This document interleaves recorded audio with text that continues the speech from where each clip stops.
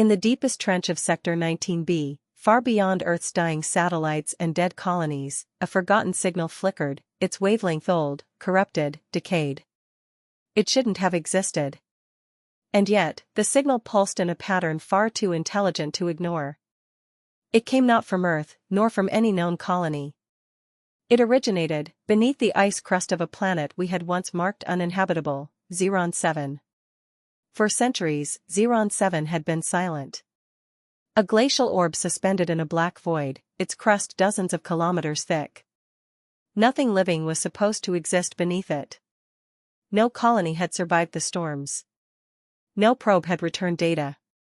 But when the Deep Space Listening Post near Pluto intercepted the anomaly, Earth's last deep core mission team was reactivated, Expedition Kronos. Captain Ilian Voss stood at the helm of the Star Hauler Deliverance, staring at the pulsating signal repeating endlessly on the central console. It was a code, ancient but almost rhythmic. Like breathing. The rest of the crew, scientist Tali Roan, exobiologist Dr. Sant Jaru, security head Darik Vol, watched with unease. The sound wasn't random. It was calling.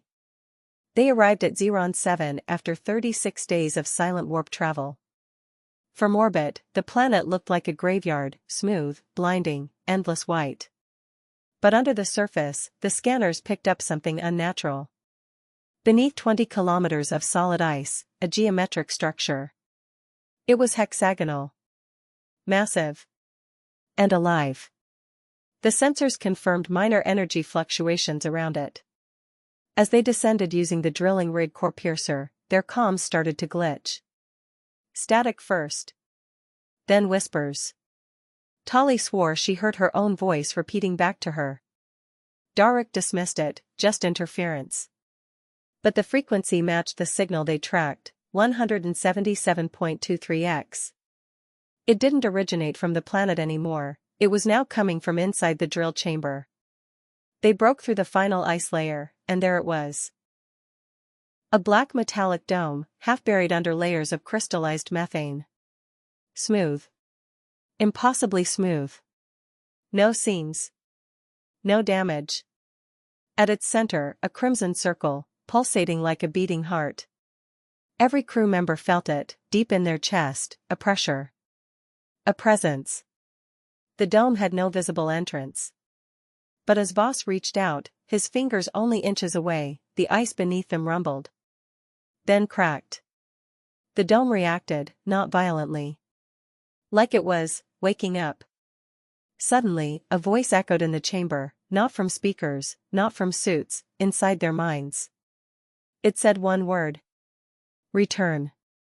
And with that, the floor split open, swallowing the team into the unknown below. Scene fades out with low rumble, rising heartbeat like pulse in background.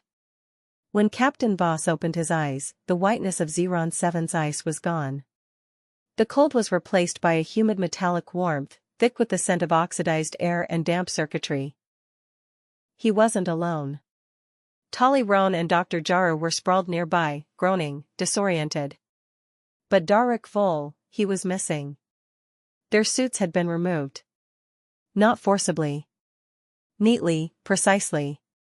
They wore strange body skins now, soft and gray, with thin lines glowing faintly down their spines. The suits weren't made of any known polymer, and yet, they fit as if they had always belonged to the wearers. Voss's first instinct was to resist, to scream. But something in his mind urged calm. Not fear. Obedience. The chamber they were in wasn't carved. It was grown. Metallic roots extended from the walls, forming rib-like arches that reached high above into the darkness. Bioluminescent veins flowed with a slow, pale blue fluid, lighting the chamber like moonlight underwater. At the far end stood a monolithic console, no buttons, no screens, just a floating orb of black stone, turning gently, suspended in midair. As they approached it, the orb pulsed with sound, not in air, but inside their skulls. Not language. Emotion.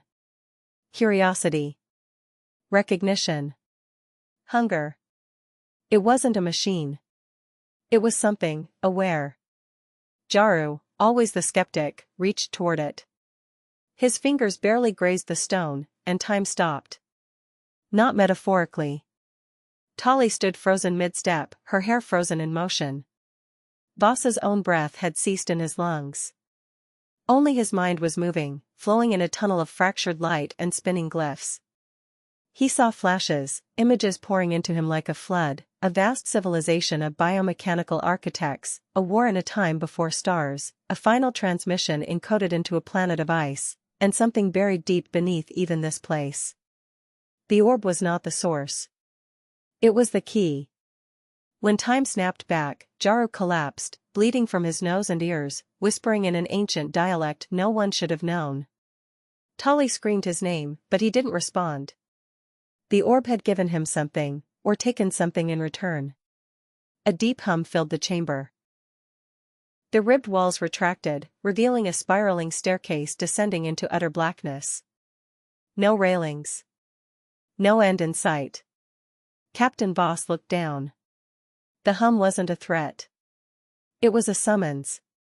"Darik is down there," he said, voice hoarse.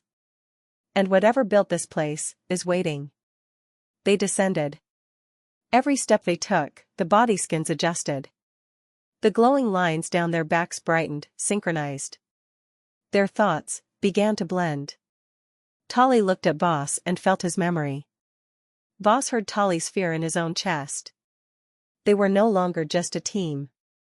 They were becoming something connected. But far below, unseen, something else was awakening, ancient beyond time, bound in logic not meant for humans. A presence older than earth, older than flesh. And now, it knew they were here.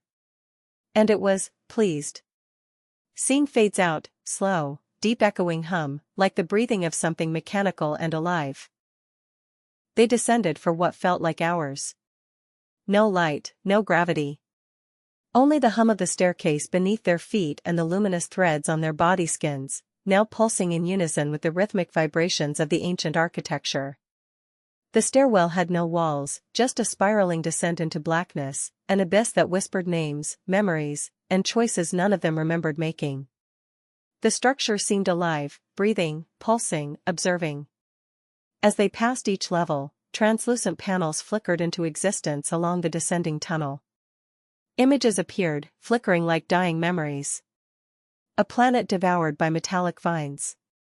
A city built upside down, orbiting a red dwarf. Beings that were not human, but not machines either, hybrids of organic intelligence and cold design. They weren't merely visuals. They were data imprints, memories from something non-human. Tali Ron's hand trembled as she touched one of the panels. In that moment, she vanished. Gone. No sound. No warning. She dissolved into a swirl of light, her scream echoing only in Voss's mind. Captain Voss froze. But Jaru, dazed and bleeding, stepped forward. "She's not dead," he murmured. "The structure is mapping her. Storing her. Maybe, decoding her." Before Voss could react, the staircase ended. Not with a landing. But with an opening, an arch of pure obsidian leading into a colossal chamber lit from above by a swirling orb of white plasma. The chamber stretched miles across. At its center floated a sphere the size of a city block, orbiting slowly within a magnetic cradle. And beneath it, the missing crew member, Darik Vol. He was suspended midair. Limbs stretched. Eyes open but unblinking. Veins glowing with the same light that had traced their body skins. He didn't seem in pain. He seemed rewritten. Jaru stepped closer, drawn like a moth to flame. His voice now spoke in two tones, his own, and something deeper layered beneath, mechanical and resonant. "The architects left this vault," Jaru said. "They knew time would eat their legacy. So they encoded themselves into a living archive. This machine, it's not just storage. It's resurrection." Voss tried to pull Jaru back, but it was too late. The floor beneath them shifted, rearranging itself like a puzzle reacting to their very thoughts. Structures emerged, towers, limbs, arms, each with symbols rotating slowly like mechanical prayer wheels. Then, the orb in the center cracked. A fissure. A sound like a billion voices exhaling all at once. From within it came a form, humanoid in shape but entirely composed of interlocking geometric shards, each turning with impossible precision. It looked at Voss. Not with eyes, but with awareness. It spoke directly into his spine. You carry decay. But you also carry memory. That makes you a key. Voss dropped to his knees, every atom of him vibrating with pressure. His mind filled with alien equations, galactic chronologies, and binary songs. Captain Ilian Voss could no longer tell whether he was standing still, falling through space, or submerged in a memory that didn't belong to him. The chamber reacted to thought. Geometry pulsed with language unspoken, and time no longer marched forward in a straight line. Every moment he remembered was being stripped down, dissected, then reassembled by something ancient, something learning him from the inside. Above him, the biomechanical entity that had emerged from the sphere hovered silently, its form composed of a million fractal shards rotating in a gravity that no human could understand. Each rotation generated soundless vibrations that spoke to the body, not the ears, patterns of meaning, not words. Vessel protocol initiated, it said within him. Voss tried to resist. He thought of Earth. Of his sister's laughter. Of the time he had nearly drowned during zero-G training. But those memories were fragile things, flimsy paper in a hurricane of machine intelligence. Tali appeared again. Not as she was, but as a projection, a luminous silhouette floating beside the shard being. Her face emotionless. Her movements smooth. Her voice, no longer hers. Ilian, she said, I'm not trapped.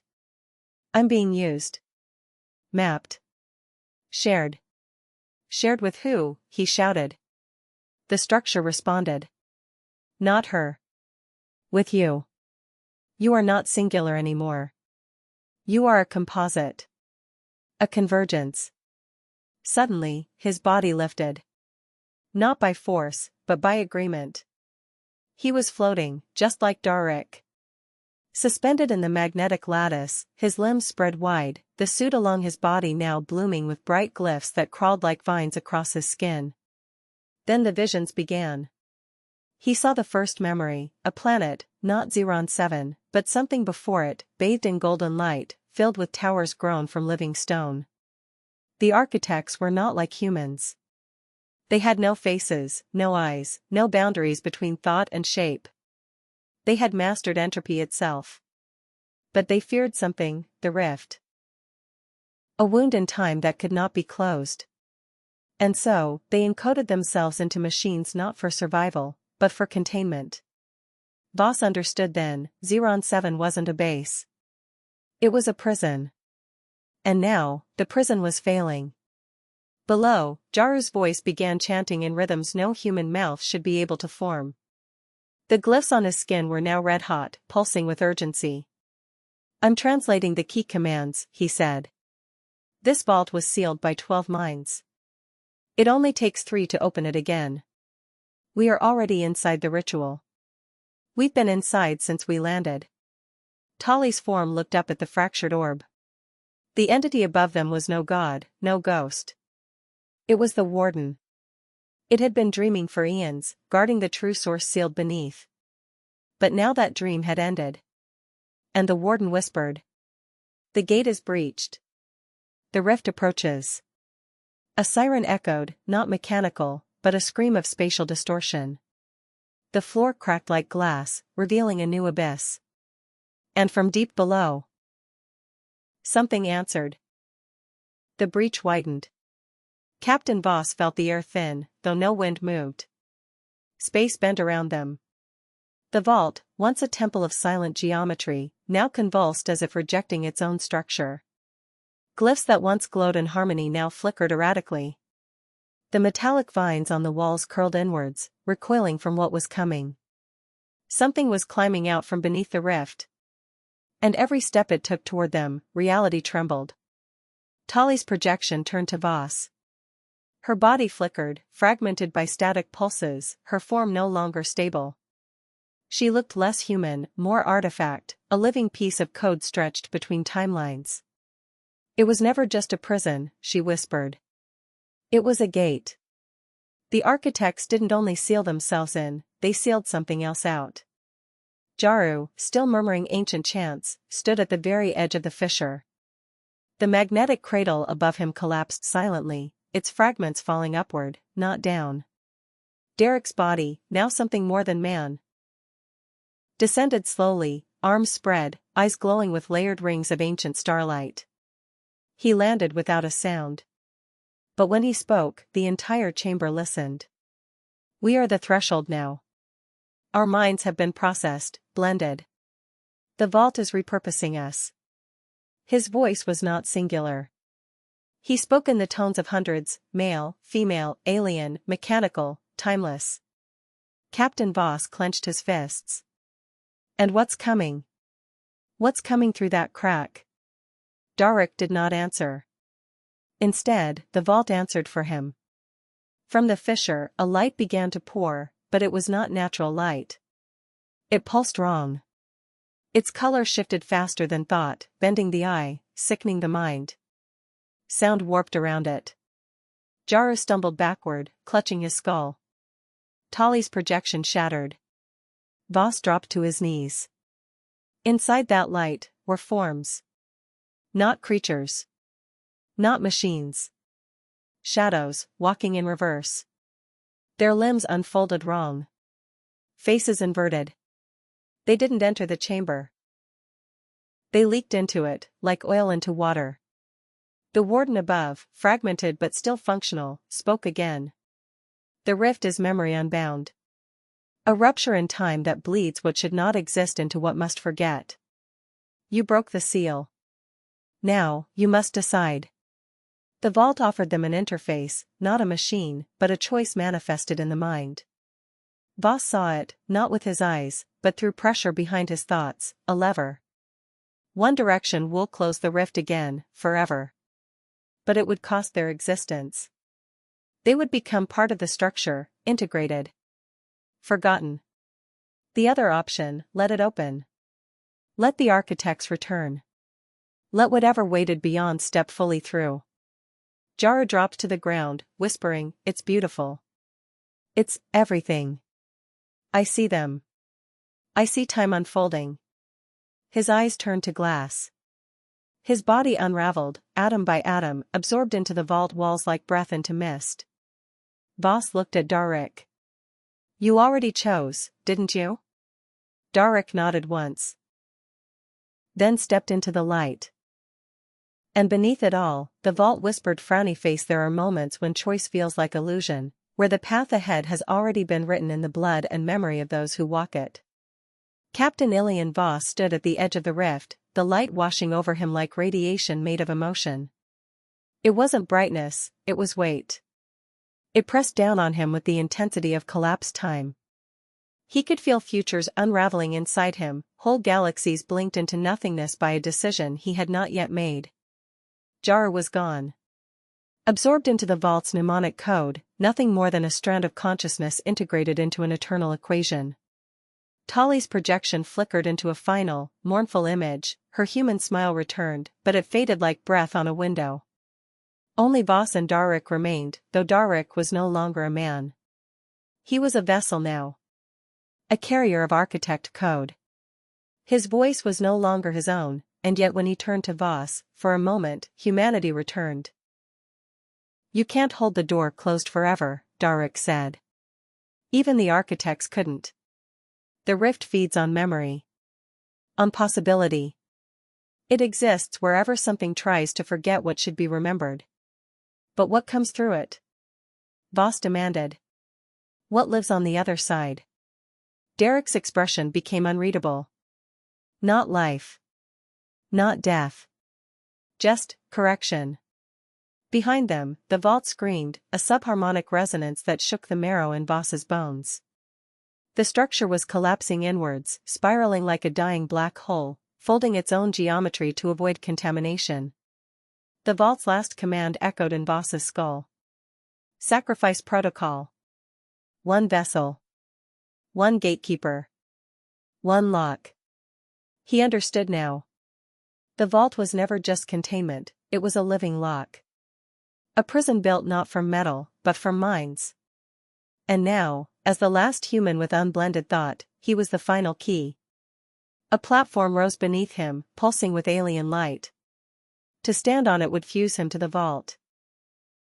He would become its new memory core, holding the rift shut with his own consciousness. Forever aware. Forever alone. Trapped in the echo of a choice made once, never unmade. Darek approached, offering the final option. "Come with me," he said. "Into the rift. See what they saw. Understand the purpose." The rift widened behind him. The shadows beyond now formed shapes, spiral-limbed titans, language carved from time, beings made of contradiction. They did not move forward.